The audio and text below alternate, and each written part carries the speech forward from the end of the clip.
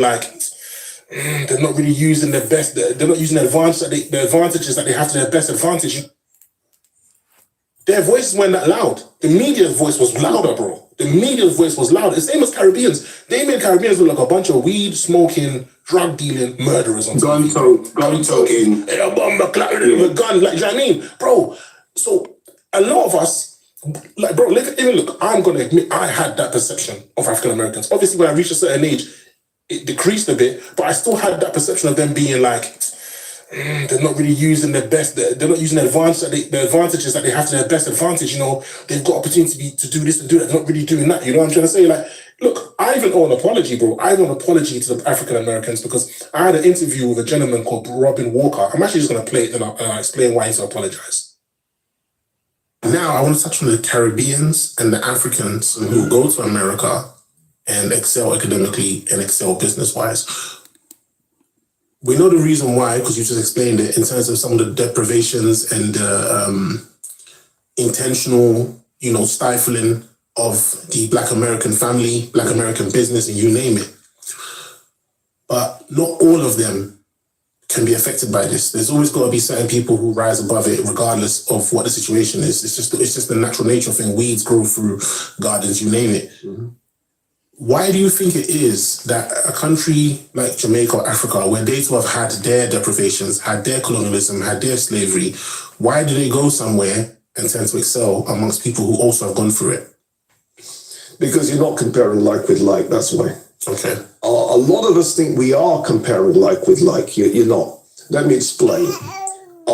Generally speaking, Caribbeans in America, not the ones in the Caribbean, but the ones in America, will represent the top 10%. I see. So if you're really going to compare like with like, you have to compare the top 10% of Caribbeans with the top 10% of African Americans. Okay. And when you compare the two, the African Americans are slaughtering us, bro. It's not even close. It's a massacre. But what it is we compare the top 10% with your average African American. You're not comparing like with like. And if you compare your average African American, you're 51, you got 1 to 100 and Mr. number 51. Number 51 is richer by a factor of 20 than your average Jamaican. Do you see? So what happens is it's a perception thing. Now let's be clear. We can all point to people from outside America, go to America and rise. Yeah? Colin Powell did that. Kamala Davy Harris has done that, whatever. But you can't pretend that's typical. Do you see? Yeah. But what happens is because we live in a world where people don't really have full pictures, you can take the exception, use that to smack around African Americans' faces. This guy just got off the boat. He's doing better than you. Not realizing, but for my man to have got on the boat in the first place, he wasn't typical of the country that he was coming from. He was in the top echelons of that country. Yeah. And the same is true also with people from Africa going to Black America. Now, I owe a major apology to anyone who was offended by me asking that question, because in all honesty, that question came from a mind state which really perceived it that way. Anything, any kind of media influence or cultural influence or household influence that shaped that mentality, it's real. I genuinely I believed in that stereotypical concept of African Americans not doing as well in their own country as Caribbean people who migrated over there and Africans who migrated over. I really believed it, bro. Because I was sold this image of them just being not really serious. When these times I'm learning so much from them and they've contributed so much to our freedoms. Because even the Pan-African movement that Marcus Garvey created, it's the reason why Ghana was the first country in the Sub-Saharan Africa to get its independence. If Kwame Nkrumah didn't go to Africa to go amongst African Americans to an African American university to study Pan-Africanism, he would have done half half of the work that he did. Not even a quarter of the work that he did to give us our independence, bro. The Black Star in our bloody flag is because of Marcus Garvey's Black Star liner shipping company. He copied the White Star liner and he called it Black Star liner, and we put the Black Star on our flag. I didn't know these things back then, bro. Like the video because you love it. It's mad. And I knew all this stuff when I asked that question, but I didn't know about the stereotypical perception of people coming over and advancing. So, bro, let me finish, because, bro, I'll be honest with you, this is one clip that has been shared over and over and over again by a lot of people in the African American community. So I hope they see this. I genuinely, from the bottom of my heart, apologize. I had no clue how it was. I was asking from the perception that I had already at the time. Since then, I've learned so much. Even that day when my brother Robin Walker told me that, I knew from then. But I was still processing it. Do you know what I'm trying to say? So I just want to get that out of the way. Apologies to all FBAs, all African Americans, or ADOS, anyone who took offense to that. Real talk. Do you know what I mean? That was just, it was ignorance, pure ignorance. Do you know what I mean?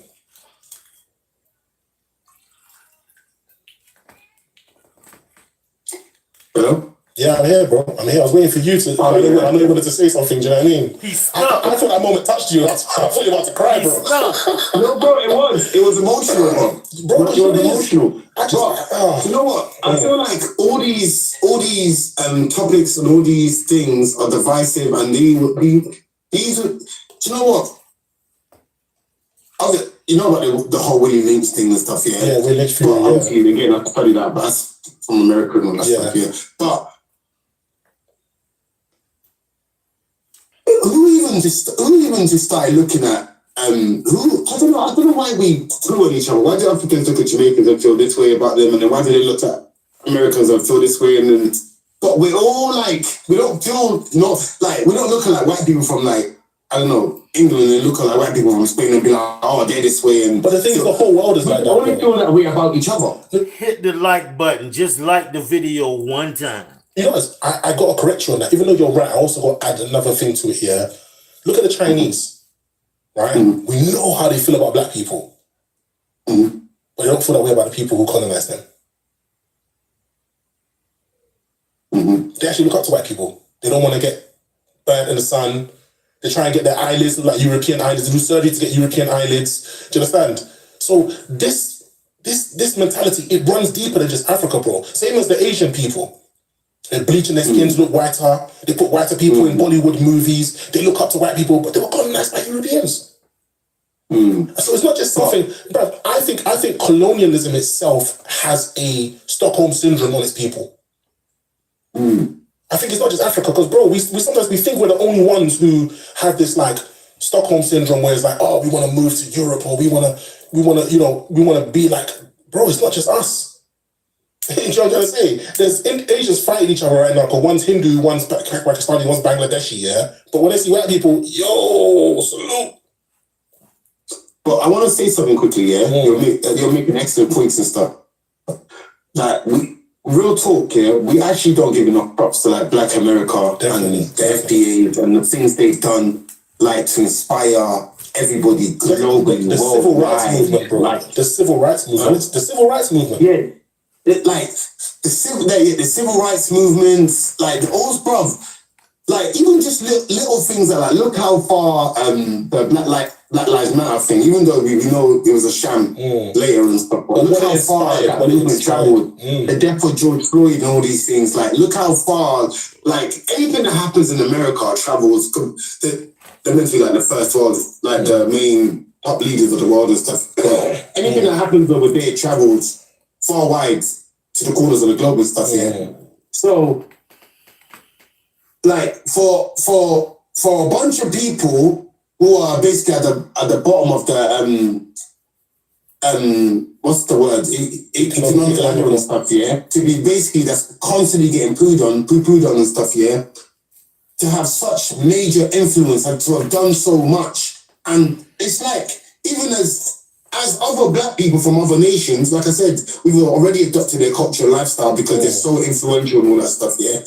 Apart from that, now we know better and a lot more like about the civil rights movement, Martin Luther King and Marcus Garvey and whoever else. Bro, like these guys are phenomenal, bro. They're phenomenal, bro. The things they've done, with such little resources. Even if you want to go back to slavery times, with such little resources, bro. Sometimes, bro. It's deeper than words. Words can. It's deep. You know, it's so deep what you're saying, yeah. Because with me, I give all those attributes to black people around the world in general. Do you know what I'm trying to say? Because even if you know what you said is true about how Africans perceive African Americans and Caribbean people, and how even Africans even like perceive themselves, yeah. Even though what that guy said is true in the beginning of the video, the clip, yeah. We as a people, black people in general, we fight for what we believe in. We don't like to be held down. We fight to get some kind of like, freedom or whatever it is, right? But I think with the African Americans on a different level, bro. And the reason why I believe on a different level is that I think they were done worse, bro, if I'm gonna be honest with you. I think the Americans still going on in Africa right now. Yeah, but bro, I hear that. But what I'm trying to say is I think African Americans, or just not African Americans, just the Americas, yeah, black people in the Americas, I think they were done worse than Africans were done, bro. I don't have facts, yeah. Yeah, 100%. I don't have facts, but I believe it. I believe it. That's not even debatable. Because if you look at some of the torture methods that they used, the raping, like, the killing of the babies in the mother's womb, the crocodiles by the lake, which they'll use for crocodile bait. The way they'll you don't even talk about the after they dashed out in the sea on the way there. Bro, I can't even go that deep. Bro, even the word motherfucker. I found out where the word motherfucker originates from, bro. I read this book, yeah, and I can't remember the name of the book, but I've got it somewhere in one of my boxes in my shed, yeah. So basically, it talks about the origin of the word motherfucker, bro. And I remember my mum used to hear that movie. Whenever we watch movies, they say motherfucker. She's like, why do they always say motherfucker? What's this motherfucker with these people? And it always stuck with me. So when I read that bit, I was like, oh damn! I had to tell my mum, but she wasn't alive. God rest her soul. But anyway, the point I'm making is, they kept records of which child was born by which slave, was birthed by which slave. But because they used to sell them sometimes, as soon as they reached a certain age or straight away, they still had track records of who was who, but obviously the enslaved Africans didn't. They didn't have record of who was who. They didn't even know who their mothers were because they were just sold off, so memories were gone. They used to have this thing called breeding, where they will stick a breeder instead of a cage, and they'll stick girls in there. No matter, as long as they're fertile, they'll stick them in there. And his job was to impregnate them so they could have more slaves. Certain times, the mother would still be fertile. Because he was probably like 16 years old when he became a breeder. The mother's probably got pregnant when she was in like her teens, so she's in her 20s or 30s now. She's still fertile. He didn't know it was his mother. He would just fuck her. Bro, you see when I read that? I said, no, we need to learn more about this stuff, bro. Because we don't know none of this stuff in Africa. If you read the history of like Rome and stuff back in the days, these guys used to do that voluntarily, bro. Oh, yeah. But I don't want to go down that road. Yeah, it's nothing to these men, bro. Yeah, obviously Saturnalia and all that kind of stuff. It's traumatic for us, but to these men, it's like fun times. Yeah, bestiality, bro, is normal. You know what I'm trying to say? But the point I'm making is, the more I read up on the history of the black people in the Americas and what was done to them by the enslavers, the more I started thinking, how can we have these negative perceptions of these people when they're still fighting, and their fight naturally trickles into our advantages? It's mad, bro. Imagine that must be. We're literally their little brothers. Like everything they do, we literally watch Poppy and all them things there. Like everything. Definitely. But no, Africa, back in the days of soul music and even before then, like Satchmo, what's his name again? Louis Armstrong, all that era and that, and the era of the 1920s where everything used to listen to on a record with the xylophone. What is it called? Xylophone? That thing megaphone that you listen to the music from? Don't quote me. I'm not that. We've been influenced from them by day, bro. Do you know what I'm trying to say? Billie Holiday, you name it. People got afros during the time when they were wearing afros. They wore the dashiki. Can you imagine? Africans wore dashikis because African Americans wore dashikis. It's crazy, bro. We got afros because they got afros. We got cornrows because they got cornrows. When these are things that were in Africa. But we just think we looked down on it. We didn't take it seriously. Dreadlocks, we didn't take it seriously. Caribbean people come along and I was like, yeah, but Marley, I want dreadlocks. It's mad, bro. A great number has been done on us, brother. A great number has been done on us. Do you know what I'm trying to say?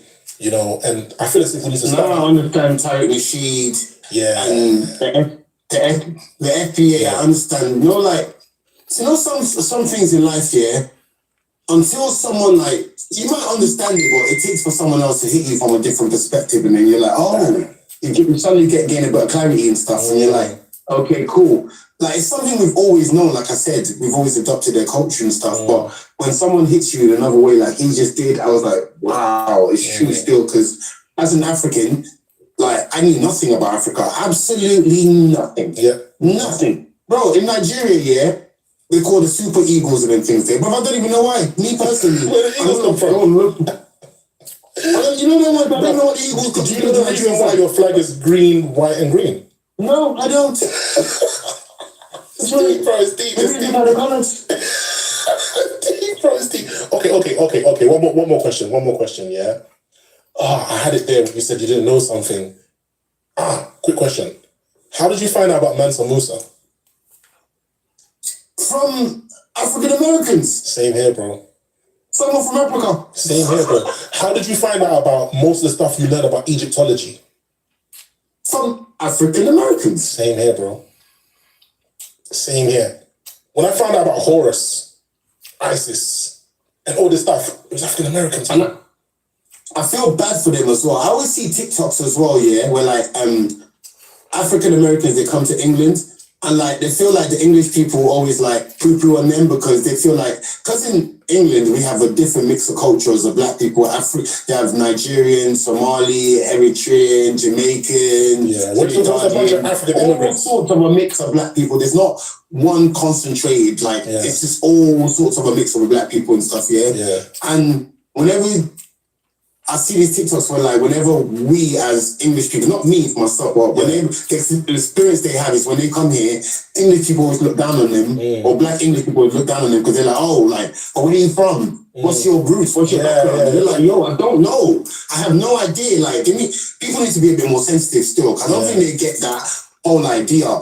Bro, like, not only were they wiped off of their like so much things, but their family trees, like it's not even a grass. It's not even a grass no more. It's like flipping. They don't even exist. You know that one's there. So I'm not too sure about that. I'm not sorry for them still because they got no way of tracing this stuff. About that. They can trace their lineage. They definitely can. But I don't know. But I don't know if they'll know the first one that came here. I don't know if they'll know the first one that came here. The first African that. Not yet, but the first African that came to America, I don't think they'll know his or her name, but they can trace back to what state they originally migrated to, like certain states from, all that kind of stuff. Do you know what I'm trying to say? You know, which is quite deep, bro. Do you understand? It's quite deep in itself, bro. Do you know what I mean? Because we know how much they try to hide. When I heard the story of like, I swear down, oh my god, bro. Quickly, before we go, when I've heard like, I mean, African Americans are like, bro, we talk about Tupac and all these great, amazing music, Beyonce, Michael Jackson, name it. Name it. Even down to like lawyers. What's the name of that lawyer that was on South Park? He's dead now, but he was like a formidable lawyer. Oh, is he the one that helped OJ Simpson? I always forget his name, but I know you're talking about the one with the afro. I always forget his name. Yeah. Let me check about all these pop culture people, yeah, bro. You know, like when you go back and learn about like slavery, how fruitful with nothing these people were. But bro, even when I hear the story of like Harriet Tubman, bro, my favorite brother, Nat Turner, blood, my personal favorite. When I read through history, because he was a rebel. You know them ones there, he was a rebel. You know what I'm saying? Like when you hear like the Nat Turners, bro, there's so many different stories. By the way, the guy's name is Johnny Cochran. The lawyer, Johnny Cochran, Johnny Cochran, yes. Yeah, when you feel all the inventions they've created over the years and things like that, hidden to the world. Hidden to the world, bro. Hidden to the world. But when I first found out, that was proved by flipping Thomas Edison. Yeah, you know what I'm saying? Yeah, bro. When I first found out about the traffic light, when I first found out about the traffic light being invented by African American, bro, and then also the real McCoy finding out about the monkey wrench that he invented, and his last name was McCoy. That's why, and because his stuff was so good, if you try to give them accounts, be like, no, that ain't the real McCoy. That's where the term the real McCoy comes from an African American. When I found out about that stuff, You know when you go into the shops here and you have a storefront and stuff, you have the shelving and all that stuff, yeah? You know that's because of a black person, a black woman or something like that. Never knew that. But they never, you just have tables. You just have a table and stuff on the table, them things there. But the person thought, let me create a partition and all that. Yeah. That's deep. Also, I found out about I found out about the central heating system as well. There's an African American lady in central heating system. Nigerian brother. You know, JPEG images on mobile phones as well. Certain aspects of the technology of mobile phones came from an African American man. My whole life as a kid, I used to play with those water soakers. African American inventor. He used to work for NASA and he created it. Facts. Bro, I just feel even if you look at like the story of like obviously I don't know the red tails and all them things there. Like I don't know how what's the red tails? How much fiction or fact goes into that story, but I know there's some truth to it and stuff here. There was what's the red tails? All through history, bro. These African Americans go, bro. When you read Jesse Owens' story and them things, there people try to make it out like, I don't think you can hear me. I don't think you can hear me. What's the red tails? The women that helped NASA go to space and stuff because they couldn't is that what fly a rocket. Is that what they're called? Oh, sorry. That's the pilots. Yeah, sorry. I was thinking that. Yeah, I know the one you're talking about. There's a movie about it called Numbers. The red tails. My mistake. Sorry. I always get them two stories mixed because there's the black women and the black men. Yeah. You know what I'm saying? They were giving the dead planes. You know what I'm saying? They still went and mashed up the war and stuff. Yeah. But yeah, see them stories, them Hollywood stories. I don't know how much truth goes into them. I'll take more of my truths from like books that's got like references and things like that. Yeah. Those are just films. So I do understand that people don't be storing me in the comments. Yeah. But African Americans, the things they've done, how far they've come, the influence they've had in the world. And like my man said, bro, I don't know a group of people in the whole world, like nobody, like not like really stand for their rights and really, even though they're at the bottom of the socio-economic thing, they still fight. They try to shut them down all the time, but their voice is still louder than it can ever be. You know them ones there, bro. They make me feel proud to be black. Bro, I'm not gonna lie to you. See what you just said there? I'm not gonna lie to you. You know, they got this word called tether, where they say we tether off of them, and I used to be offended by it. When I think about it, technically it's true. Do you know how much of what they contribute to the world I took credit for? Bro, I'll be real with you. When they say, you black people can dance, they're not thinking of Africans and the dances that we do. They're thinking of African Americans, street dance, all that kind of stuff. Do you know what I'm trying to say? And the dance they used to do back in the 1920s where they would throw the girl over the head and put it under the legs and they stick their hat. Bro, that's some skillful stuff. They're talking about that. They're talking about the evolution of that to street dance and street culture, you name it, all that kind of stuff, When they talk about, you guys can dress, they're not thinking about us in Africa, bro. Let's be real. Even though we can, the attire that we wear looks banging, especially the Nigerian one. I gotta give it to you, Nigerians, bro. The way you not wear your thing, sick. You understand? So I know we can dress, but when the world says you lot can dress, they're thinking of them. When the world says you lot are amazingly talented, they're not thinking of all the talent in Africa, even though there is loads. They're thinking of the African Americans, bro. Because you've mentioned it, Michael Jackson, Beyonce, you name it, you've mentioned it. And we've got people from before them whose names are when most of the world talk about certain attributes, when they talk about black people, even the black ones, even the bad ones, it's all that. Like obviously, I'm trying to highlight the good ones. Of course, so we know why they like to highlight the bad ones. We know why they do. It's the youth that see how they are, look at how they are. We know what they're doing. We know why they glamorize it and give them millions of dollars to go and glamorize to the world as well. We know what they're doing, and that's all contributing factors as to why a lot of us had bad images of them. Because we knew exactly what they were doing. You know how many actors I've seen on YouTube say, they always typecasting me, but because they're broke, they do it. Bro, we're talking about it. A lot of people don't understand, People don't understand. See, African Americans, we don't understand that America is a first world country, but they treat their people who they don't like as third world countries. Extreme levels of poverty, bro. Bro, I saw pictures of 1970s Brooklyn. I swear to God, I thought it was Syria. Kids jumping on mattresses with dilapidated buildings everywhere. I was like, no way. And all they had was loads of street gangs because they were poor. They were trying to make money. Bro, it's still like that in certain neighborhoods in America, bro. Don't get it. No, I hear you, but I'm talking about the evolution of when they started selling that to the world, like movies like Warriors. Where they show all the street gangs fighting, but they don't tell you what created these street gangs. They never told you. But even as a kid, you used to watch those American movies, yeah, where there's the Rangers killing the Cowboys, killing the Red Indians. And they made the Rangers like they were the heroes. The victorious music. And the Indians were the bad people. Bro, making them like crazy people. When I know what's crazy as well, yeah. And you know it's crazy when you look back on these stories, yeah. The same way as all these wars that's been fought right now, yeah. Like same as these movies, they're going there to fight the Indians. These man's got heavy artillery, and the Indian man's got a little bow with a feather on it, you know. They're still going. And his little hat like a finger, then like a boomerang. You know, the ones there. Yeah. They ain't got nothing else. But them man, they got the machine, they're on the horse, they got bear on them and them things there. But they'll tell the world their story to make it look as if. But they're the bad guys. The guys that the good guys. Bro, you're on the next man's land. How are you the good guy? You're raping these women. How are you the good guy?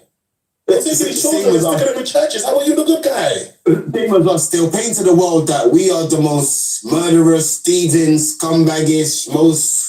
Like the whole world looks as black people as like a certain every race, every world. No matter how much no matter how much people look down on a certain race, yeah, that race looks down on black people. 100%, bro. 100%, bro. And then you got us looking down on each other amongst each other. And it's obviously because of the programming. I was gonna say something I've forgotten, but yeah, it's mad still. It's deep, bro. It's mad. It's deep. But yeah, listen.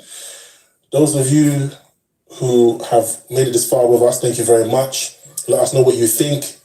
Leave your comments in the comment section. Keep it 100% real. Even if you dislike what we said or like what we said or agree or disagree, we're all learning here. We're all growing. Do you know what I'm trying to say? And thank you very much for watching. Like, comment, share, subscribe. Press the notification button to get up to date with everything that we post in the future. Thank you very much for watching once again, because I really, really appreciate it, guys. Please make sure you subscribe. We need the numbers to go up. Share this with everyone.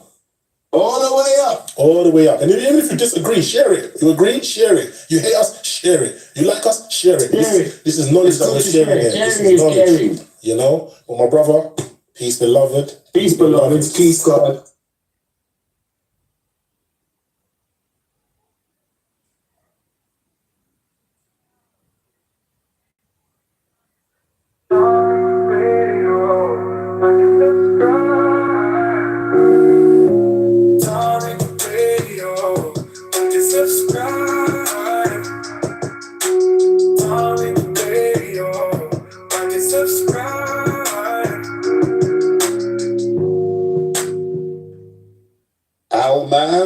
Almaz. Yeah, hey, appreciate the space, Tarek. I'm just a little confused here. Number one, that last comment threw me off. I get a little bit concerned when people on the right say this about the Democrats, people on the left say this about the Republicans. About one party controlling somehow something and planning somehow something and the root of all evil or whatever, and the opposite side's kind of saying the same thing. In essence, 80 to 90% of the issues don't really get solved by either party. They don't really have the answer. But anyways, that comment kind of threw me off. But my question to you around reparations. How would that get distributed? How do you feel like that needs to get paid out? Who's supposed to pay it? And I don't even want to get into eligibility, but what is your thoughts on? I don't see how that's going to solve probably the black problem in America, but I just want to understand your perspective a little bit more before I comment. Now let's unpack that. Now, what's the black problem, in your opinion? What's the black problem? Well, and I'm not black, so I can't speak on behalf of the blacks. I'm from what I'm hearing is they feel, that they should get reparations as others have, like the Japanese and the Native Americans, which I understand. I just want to hear from I think it's more fair for, someone in the black community to answer that and why, to help me understand, right? But my question was more so around, how would that all work, I guess? It was very simple. You do it the same way. You just mentioned Native Americans. We use the same template as they do for the red Native Americans, the same template. They get cash payments, they get tax-free status, they get other perks like casinos, things like that, sovereign lands where they get to control their police entities, hospitals, schools. So they get sovereignty as far as that, and they get federal resources to control their own communities. But they get those cash payments. So we'll start off with the cash payments. Who's going to pay it out? The United States government. The U.S. government, they were the ones who had us enslaved. People start talking about, well, it was the insurance companies. Oh, it was this corporation here. Oh, it was the Jews, or whatever. It was the U.S. government. All of that happened under the banner of the United States government. And the U.S. government had things like the Fugitive Slave Act that allowed people to go across states to come get us, to put us in slavery when we didn't want to be enslaved anymore. The U.S. government went down in Florida, fought a Seminole War, fought against black Seminoles trying to re-enslave them. So it was the U.S. government that was 100% complicit in us being enslaved. We were even enslaved in the White House. There were slaves living, not only building the White House, but living in the White House. Slaves were being born in the White House. People forget that many presidents were slave owners. The U.S. government owns us. And who's quad eligibility? Foundational Black Americans who are descendants of freedmen. You see?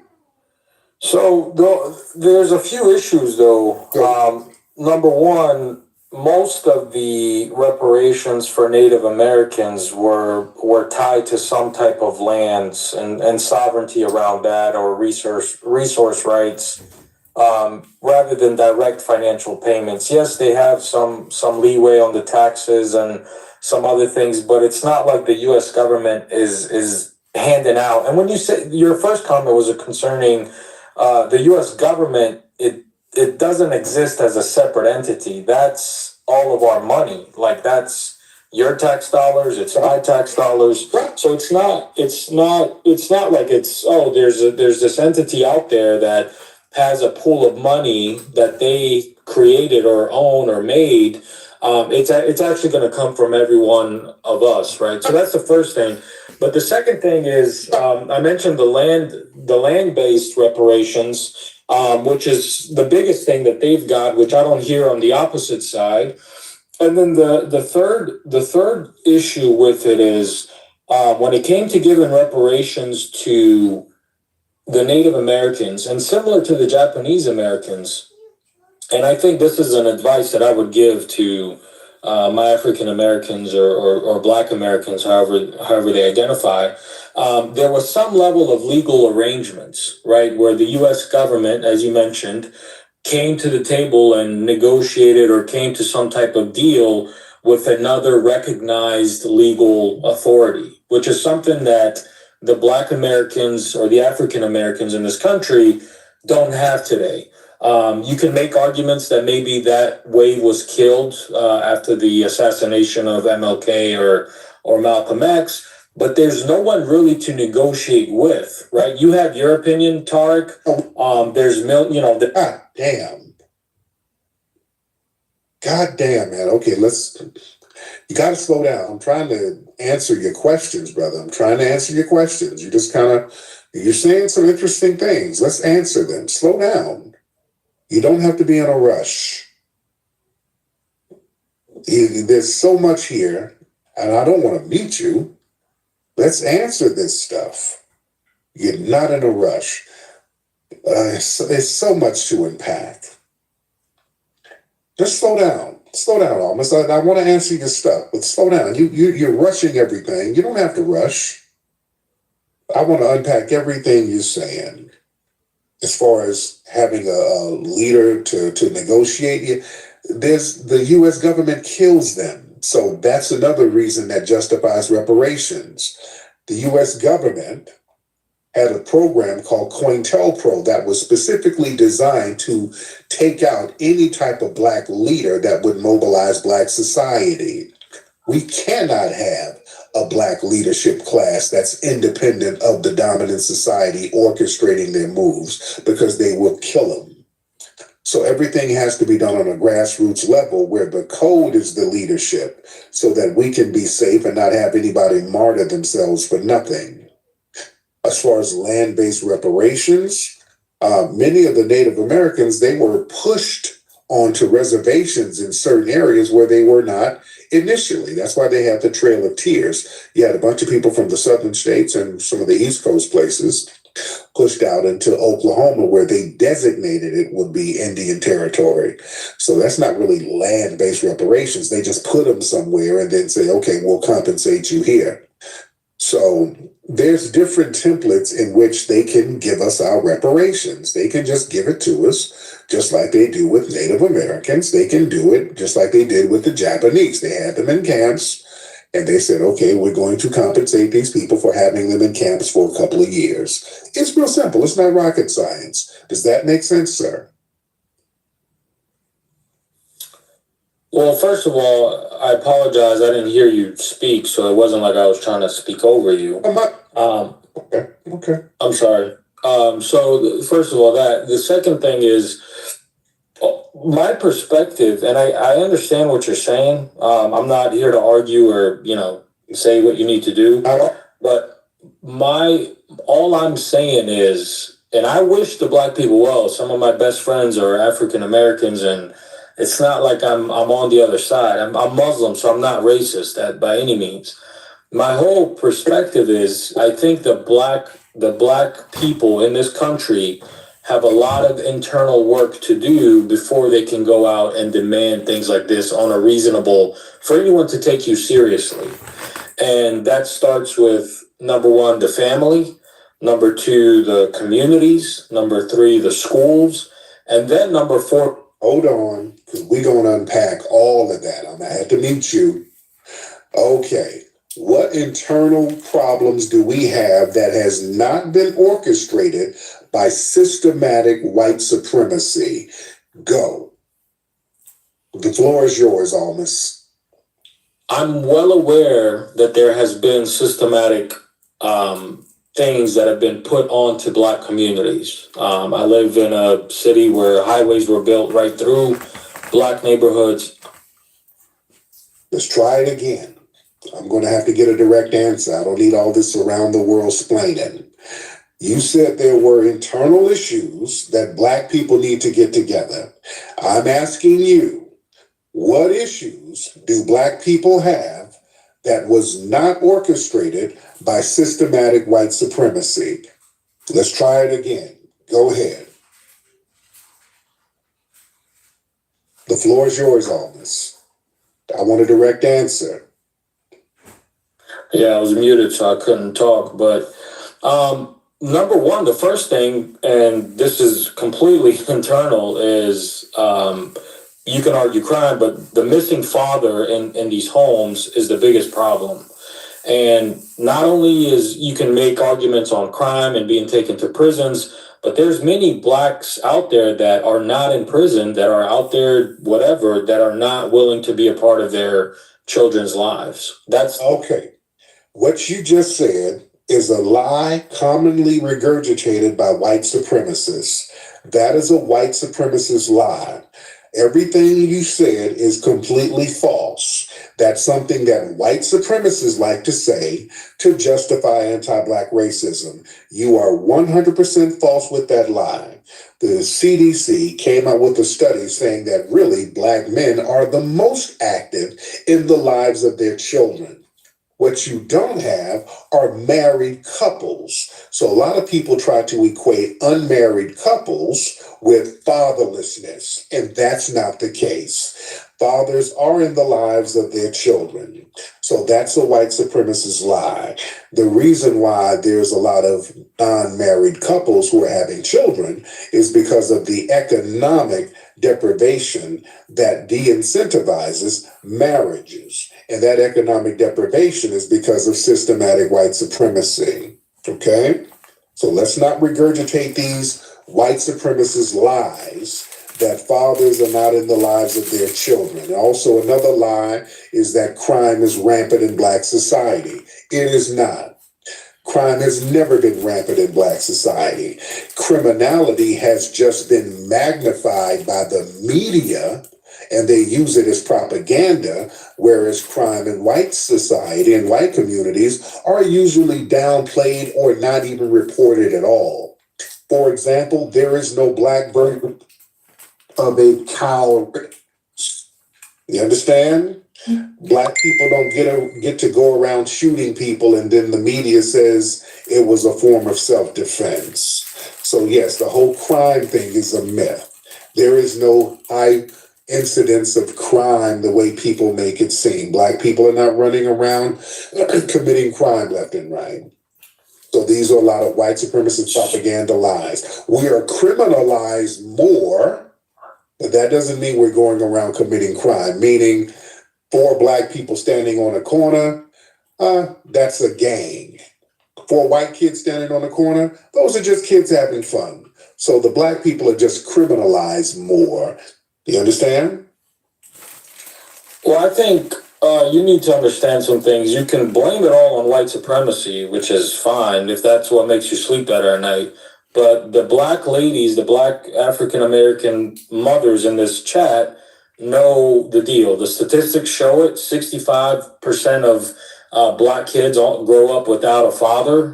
The numbers are way skewed, way worse than any other ethnicity in this country.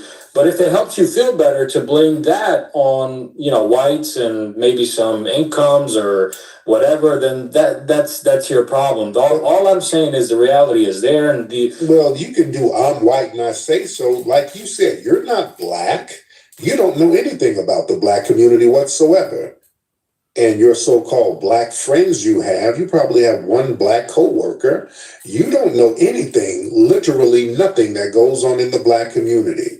And as a black man who's a black father, who's infamous about being a black father, I won't say infamous, but just well known, people know that I'm a very great father to my beautiful children, as there's so many black men here in this chat are great fathers.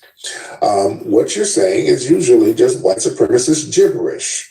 We are in the lives of these children, and also some of the fathers who are not there, that's because of economic deprivation. That's because of them being targeted by the white supremacists. But for the most part, black fathers are there. So that's not an excuse. And even families who do have black fathers, they still get targeted by white supremacy. During the Jim Crow era, black families were together and they were fully intact. And black folks were being damn terrorized by white supremacists. So that's not the answer anyway. Even pull up the stats. You're lying to your own people, dude. Pull up the stats. Hold on. Sir, when black folks were together 100% of the time, we were being terrorized by white supremacists. Is that true or not? That's not the argument here. That's not what's being discussed. We're talking about today's... Yeah, because that's not going to stop white supremacy. Yeah, we're still under white supremacy, whether 99% of black families are together or 50% of black families are together. We're still under systematic white supremacy. So using unmarried families as an excuse, that's just like how y'all use crime in Chicago as an excuse for every damn thing. Like, we don't deserve rights because there's crime in Chicago. Well, let's look at the stats. Yeah, we talked about the stats. I just explained the stats.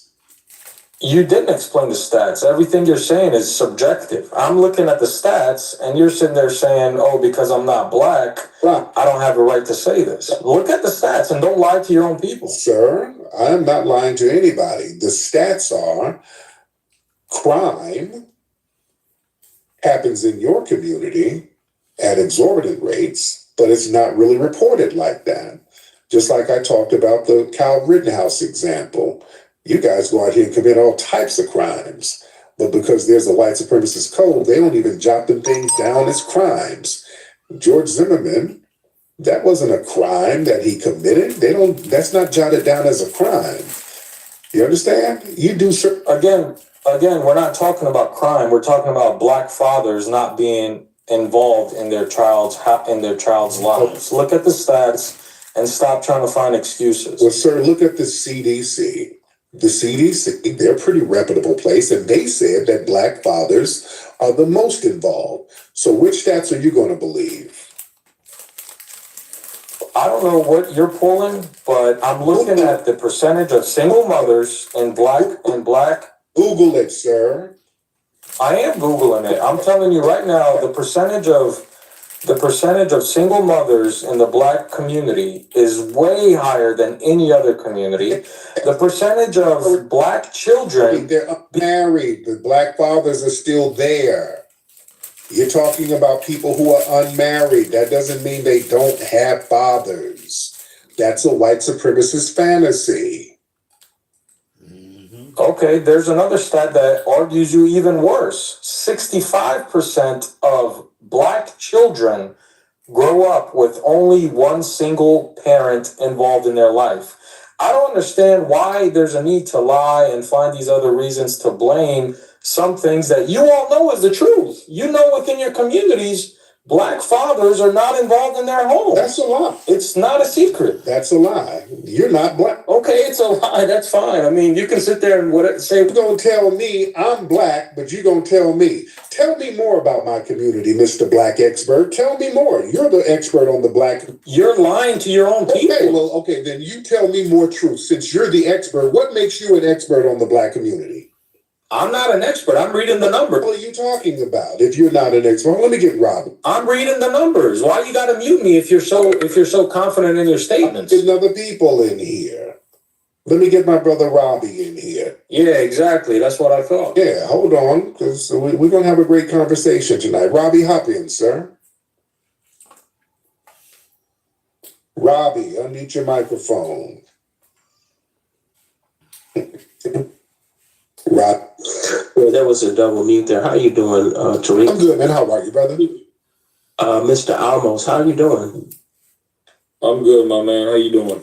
I'm doing good, man. I'm a veteran. I'm somebody who's a foundational Black American. I'm a taxpayer, just like most of the people here. And I wanted to ask you, you said that you're Arabic American. Are you second generation or first generation here? No, I'm not Arabic American. I'm Muslim. Only 20% of Muslims are Arabs, but there's the moment you say Muslim, make people just think you're Arab, but I'm not, I'm actually white. I'm European and I'm Muslim. Yeah, excuse my ignorance. Okay, now you clarify for me, because I was going to ask you, my next question is going to be, do you have white on your driver's license or your birth certificate? Yes. If you have white on your driver's license or birth certificate, then I don't even know what you're talking about, honestly. Okay, I mean, if that discredits me from this conversation. Let me explain to you why. It doesn't discredit from the conversation. It just means that now, if you would have been an Arab white, well, let me just ask Brother Tariq, because I want to respect this stage.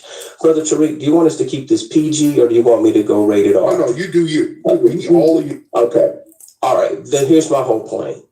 Everybody that's non-white understands that racism, white supremacy is systematic. We heard it in the fear of some of the Africans. It kind of reminds me of the scientist in Jurassic Park. I always use it as a metaphor. To disguise themselves and mask their pheromones from the T-Rex that they were afraid of, they cover themselves in T-Rex pee. See, Black people, we don't try to mask who we are. Even if half the statistics say that you claim are true, that just means we're phenomenal, because everybody in my family are college graduates. Not only that, anything that we get, we've earned, because since Reconstruction, because of sabotage, we're at 1/2 or 1% of the wealth. So what it is you got a lot of white trash from Europe, whether they're Muslim, whether they're Catholic, whether whatever, they come over here with a chip and they can be mediocre with not even a bachelor's degree.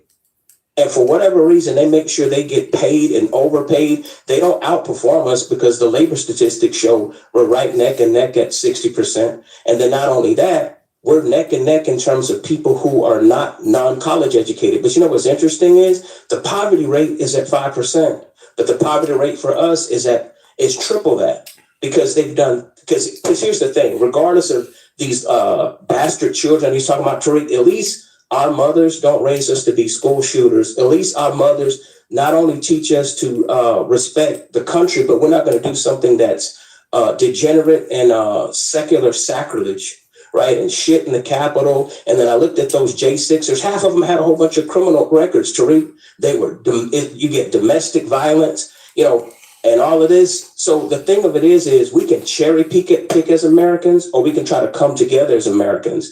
But had he been an Arab American, or let's say an Asian American, or some of these other people here, I know what they do. They're putting on the T-Rex P. They're just trying to wash white. And what I call it is they just try to be professional white dick suckers. Mm-hmm. That's really all it is. And people just don't have these talking points. They love to shit on us because at the end of the day, they feel like they're a failure in a country that was designed for white men to have a competitive advantage. And then had it not been for FDR and his reforms, immigrants who came over here with potatoes, that came over here and had their own criminal element. I guess there were no Jewish gangs. I guess there were no Irish gangs. Like, they were allowed to flourish. They were allowed to even participate in killing an American president, for Christ's sakes. So they were allowed to do all this, and the government, along with our tax dollars, which were not segregated, helped build this robust middle class that now they're in the threat of tearing down because they're removing those reforms.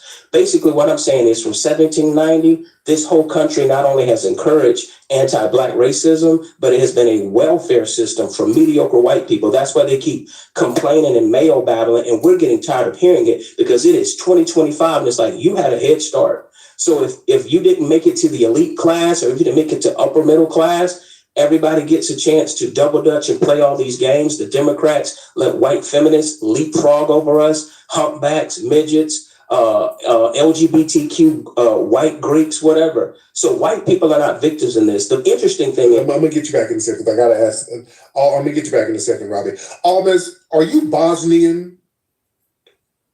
Yes. Okay.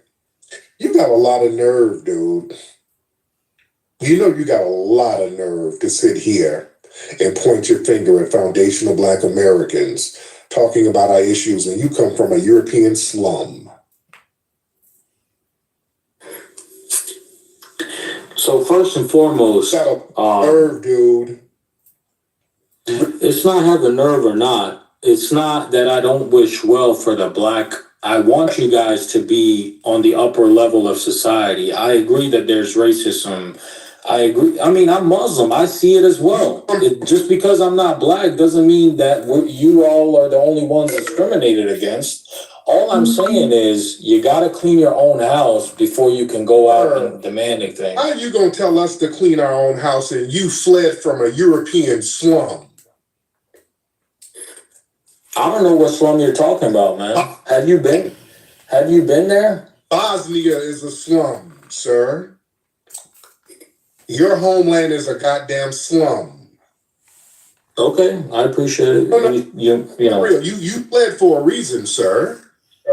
For you to I didn't flee. We got kicked out. See, because let me tell you about my story. Since y'all all have y'all stories. Now you want to talk about our problems and your slummy ass homeland? Who kicked you out of your homeland? Let me tell you something. I came here as somebody that got ethnically cleansed from my part of my country, first and foremost. We came here, we got all these immigrant packages y'all talking about. I don't know who's handing them out or who's getting them. But my family came here. I lived in a Black neighborhood up until a few years ago. I lived in inner city neighborhoods. I went to a Black school. My parents worked 4 jobs. We busted our ass. We didn't complain. We didn't get no free rent. We didn't get... Man, if you don't shut up, you coming over here is free rent. You coming over here to our homeland is a come up.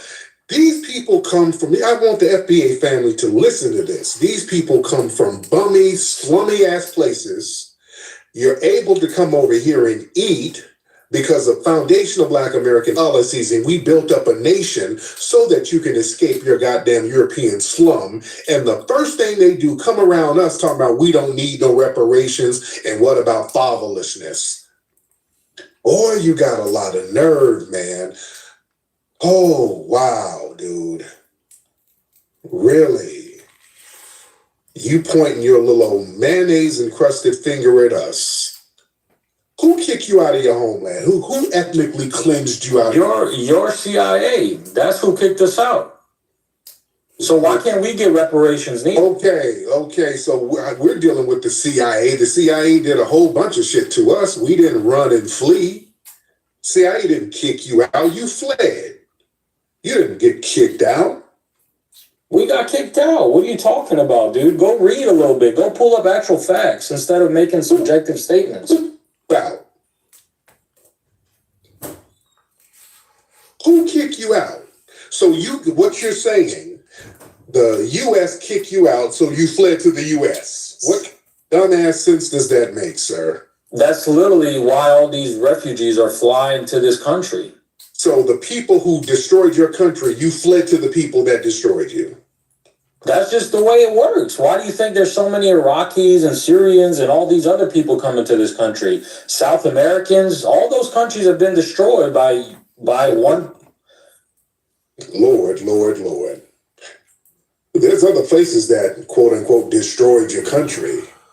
Places over there. You didn't run to them. You came over here where the getting was good. That's what you came over for. You came over here because the getting was good. Well, listening to y'all, the getting isn't good. It seems pretty bad, I guess. Hey, man. No. We ain't fleeing like you. We're not fleeing. You're a dude who had to flee his failed homeland, sir. How did your ancestors get here? Sir, my people have been here for thousands of years. There's been black people here for thousands of years. Okay. This is our homeland, sir. We built this country from scratch.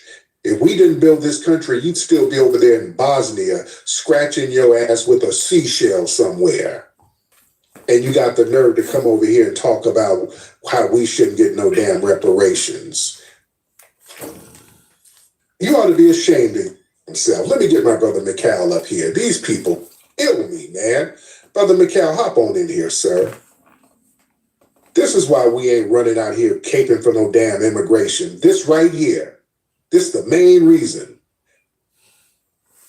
Brother Mikhail. It's because you're paid by the Jews. That's all it is.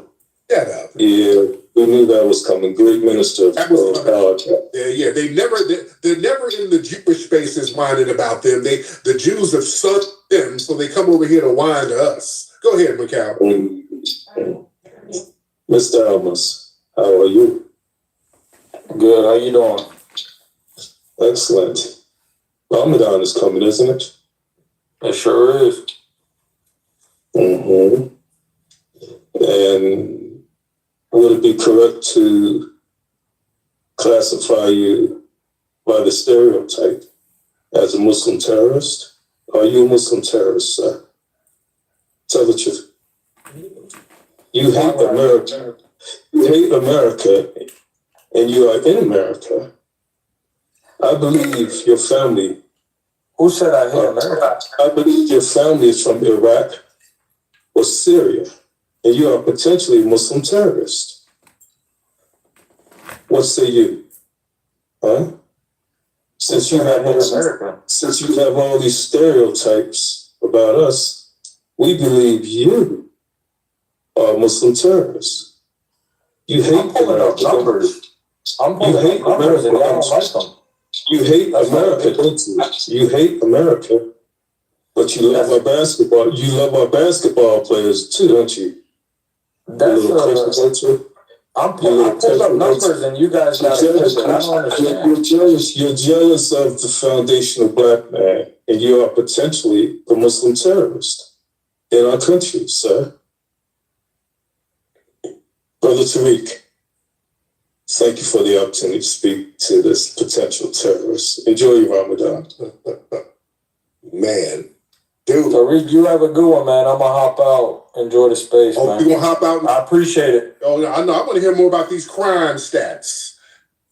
Yeah, dude. Tell me more about the crime stats that Foundation of Black Americans have. Let me ask you, do we have any crime stats where we got strap-on bombs? Do we have any of those? Apparently, I don't have the right to speak. I'm a white man, so y'all can Google the numbers yourself. That's all I gotta say. Have strap-on bomb crimes over here, sir? Are we blowing shit up all over the damn place? Talk to me. Talk black to me. Talk what to you? Talk. Tell me something. Tell me stats. Pull up the numbers and show it to your audience. It ain't that hard. No. You had all this about black folks. Tell me about the strap-on bombs that y'all be having in your homeland. Tell me some. Do we have that? You can pull up the numbers on terrorist attacks too in this country. I don't have a problem with that. Not from us. We don't do that. We don't have terrorists. We don't do terrorist attacks. Foundational black. I know y'all do mostly black on black crime. That's where y'all excel at. Right, and you excel on Bosnian bombing, sir. That's why your ass had to flee. Right? It's got so bad you had to flee. No, it didn't flee. My ancestors sold me as slaves. That's why I got here. No. You fled your little musty headlights having ass over here, Grinds TV. I got sold by my own people. No. In boats. No. Grinds, hop on in, brother. What's up, brother Tariq? I'm good. How are you, sir? I'm all right. This thing is hilarious. I mean, my thing is the level of entitlement that these type of people have to try to wag their finger in our faces and tell us about ourselves. You know, when we have actual receipts about these people's get down. I mean, like the nerve to try to tell us that we need to clean up our homes when they don't even clean their bodies and they have lice. You know, and like that's actually biological. That's something that's facts. You know, we don't make that type of stuff up. And how you gonna tell us about our numbers? And shout out to Judge Joe Brown. And to add to the point about how black fathers are active, not only active in our children's lives, but the fact that, according to him, since he's been a person on the inside of the system, he said that annually it was always black fathers who were not only active, but paying their child support. It was white fathers who were always behind in paying their child support, always delinquent. So what do you got to say about that, sir? I'm a land. Go ahead. What do I have to say about what? I don't even know what you just said. Oh, I'm sorry. I took my brother out. My bad. I took my brother out. Goodness, but almonds. Man. All I'm going to say is this, because I got to drop. I really do. Tariq, I appreciate the space. I love black people. It's nothing. Nah, I just want to finish my sentence. You don't got to cut me off. I really love black people. Y'all are funny. I enjoy the food. I enjoy all the stuff. But I'm just trying to give y'all my perspective, my opinion. If y'all want to take it, take it. If not, I still appreciate the time and wish you guys well, man. What do we get advice from who fled from a failed slum in Europe? What advice are we going to get from you? And he left. Man, if we don't, y'all better start checking these damn people, man.